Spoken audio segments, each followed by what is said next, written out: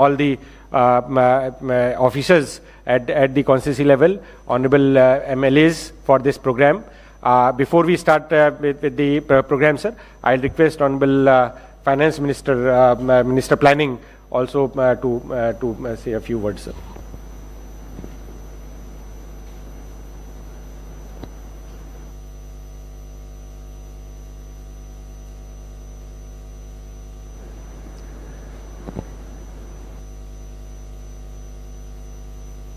Sir, namaskar, sir. Sir, am I audible, sir? Yeah, please carry on. Yes, sir. Usually, am I audible? Yeah. Yes, sir. Namaskar, sir. Sir, తమరు ఇచ్చినటువంటి direction ప్రకారము total ఈ project monitoring unit అనేటువంటిది ఇవాళ launch అవుతాం sir. It is really a great step towards strengthening the grass root level planning and implementation sir. తమరు చెప్పినట్టు ఈ ఎమ్మెల్యేస్ కూడా ఇది చాలా ఫ్లెక్సిబిలిటీ ఉంటుంది సార్. తమరు ఇచ్చినటువంటి ప్రోగ్రెస్ ని మానిటర్ చేయడము, జిడిపి గ్రోత్ పారామీటర్స్ అన్నింటినీ ఇంప్లిమెంట్ చేయడం అనేటువంటిది ఈ టీమ్ కి ఉన్నటువంటి main responsibility sir. Over a period of time I think ఒక నెక్స్ట్ 3 months లో రిజల్ట్స్ అనేటువంటివి మనకి మెజర్ చేయడానికి ఏమేం కావాలి ఏంటి అనేటువంటిది కూడా వాళ్ళకు చెక్ లిస్ట్ లాగా ప్రిపేర్ చేసిస్తే దాని డైరెక్షన్ లో వెళ్తుంది సార్. అంతే sir. We are waiting for your inauguration.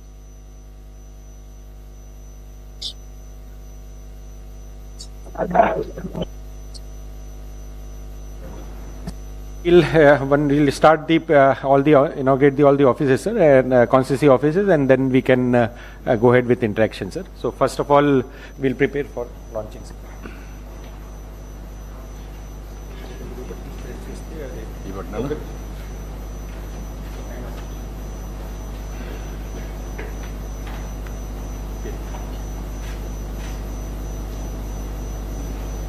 Okay.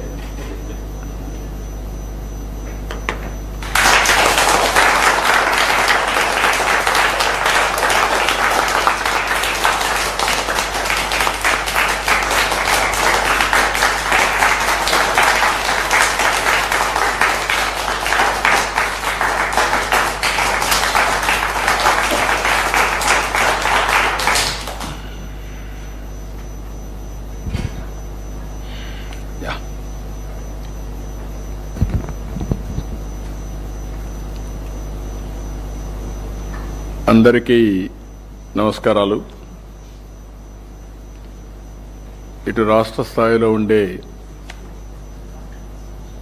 Chief secretary మొదలుకొని సహచర మంత్రివర్గ సభ్యుల దగ్గర నుంచి అదే మరిగా జిల్లా స్థాయి కలెక్టర్ మొదలుకొని జిల్లా స్థాయి అధికార యంత్రాంగం, అంతేకాకుండా నియోజకవర్గంలో ఉండే ఈ విజన్ యాక్షన్ ప్లాన్ కార్యాలయానికి సంబంధించినటువంటి గౌరవ శాసనసభ్యులు, అదే మరి గౌరవ పార్లమెంట్ సభ్యులు, అంతేకాకుండా సభ్యులంతా కూడా పనిచేసే సిబ్బందికి అందరికీ నమస్కారాలు, అభినందనలు, శుభాభినందనలు.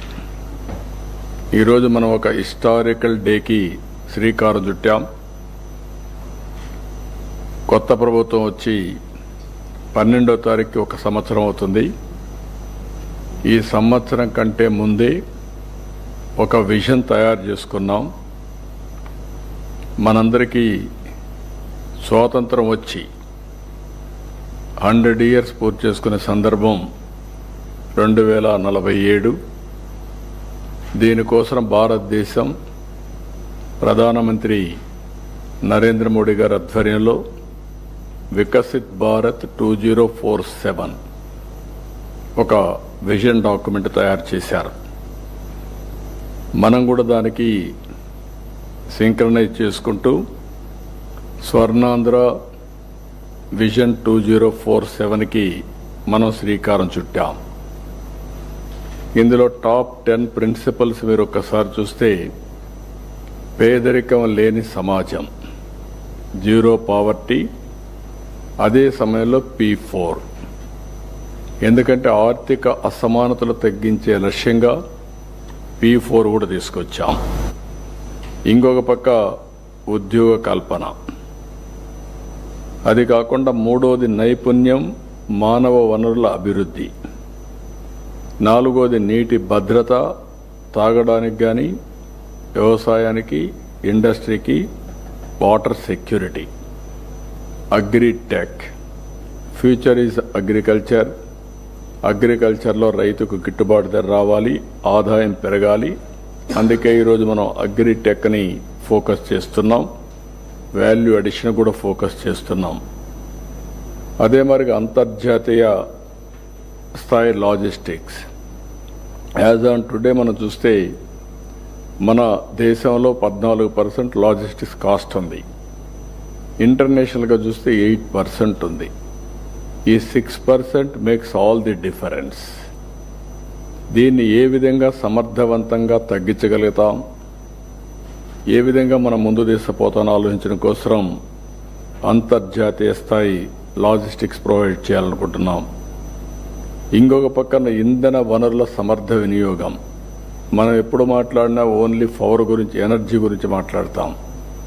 ఎనర్జీనే కాకుండా all works of life, even transport, diesel, petrol, ఏదైనా సరే ఇది ఎనర్జీ కింద పనిచేస్తుంది. కాబట్టి మొత్తం మనం సమర్థవంతంగా ఏ విధంగా మనం అమలు చేయగలుగుతాం, గ్రీన్ ఎనర్జీకి ఎట్లా పోతాం, కాస్ట్ ఎట్లా తగ్గిస్తాం.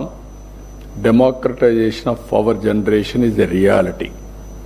మన ఆఫీసుల ముందర, మన ఇంటి దగ్గర, మన పొలం దగ్గర, లేకుంటే మన బస్ స్టాండ్లోని ఎక్కడికక్కడ ఈ యొక్క ఎనర్జీ, గ్రీన్ ఎనర్జీ తయారు చేసుకొని మనం వాడుకొని గ్రిడ్ ద్వారా ఎప్పటికప్పుడు బ్యాలెన్సింగ్ చేసుకునే అవకాశం ఉంటుంది.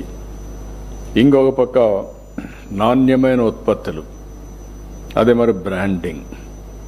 ఈరోజు ప్రోడక్ట్ పర్ఫెక్షన్ కానీ, గ్లోబల్ బ్రాండ్స్ కానీ మనకు చాలా తక్కువ ఉన్నాయి. ఇట్లా కాకుండా ఫ్యూచర్లో ఈరోజు మనందరం ఒకటి గుర్తుపెట్టుకోవాల్సిన అవసరం ఉంది. As on today 4th largest economy. Honourable prime minister గారి ఆధ్వర్యంలో 10th ఎకానమీ నుంచి మనం 4th లార్జెస్ట్ ఎకానమీకి వచ్చాం. అనదర్ 2 yearsలో మనం 3rd లార్జెస్ట్ ఎకానమీకి రీచ్ అవుతాం. అక్కడి నుంచి నిజమైన పోటీ స్టార్ట్ అవుతుంది. ఆ పోటీని మనం ఒకసారి చూస్తే మనకంటే ముందుండే చైనా 4.5 times మనకంటే జీడిపిలో ఎక్కువ ఉన్నారు. దాని తర్వాత ఉండే అమెరికా మనకంటే 7 to 7.5 times ఎక్కువగా ఉన్నారు. కాబట్టి మనం కూడా హార్డ్ వర్క్ చేసి పోరాటం చేస్తే తప్ప, గట్టిగా ప్రయత్నం చేస్తే తప్ప ఆ స్థాయికి మనం రీచ్ కాం. ఇంకొక పక్క మన దేశానికి కొన్ని అడ్వాంటేజెస్ కూడా ఉన్నాయి. ఈ విషయం కూడా మీరు అందరూ గుర్తుపెట్టుకోవాల్సిన అవసరం ఉంది. Right time economic reforms. కొంత లేట్ అయినా సరైన సమయంలో ఎకనామిక్ రిఫార్మ్స్ వచ్చాయి. దానివల్ల ఆలోచన విధానం మారింది. ఇంకా సంపద సృష్టించడం సునాయాసమైంది. ఆ తర్వాత డెమోగ్రఫీ. ఇంకొక పక్కన మీరు చూస్తే first more advantage on IT. mid-90s IT